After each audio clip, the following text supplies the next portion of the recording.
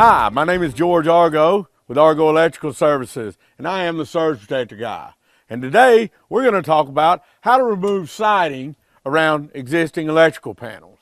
Now you can see that this electrical panel is still live and attached. It's a 200 amp meter base, and this is the customer's side, which we could actually take this out and replace the breaker if we had to, but the wire is fed from the meter side, which is the utilities responsible. And you see they have their own lock on this. Now, even as a licensed electrician, I'm not allowed to cut this lock and remove this because coming from the power pole, this dude is live.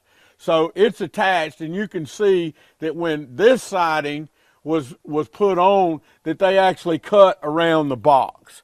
And I've got to warn you, do not try to remove this box with it live. It's a severe electrocution threat, and it's something that you definitely do not want to do. You could face fine and jail time for messing with the utilities meter base. In this specific sense, what I would do is I would just cut the remaining board off, pop it off, and cut it to fit and nail it back and, replace it. But if you had to replace the back wall, you would definitely have to cut power to this meter base, remove it from the wall, then pull out your old piece of wood, replace your new piece of wood, do whatever you needed to do to prep it, then replace it, then call the power company back to reconnect.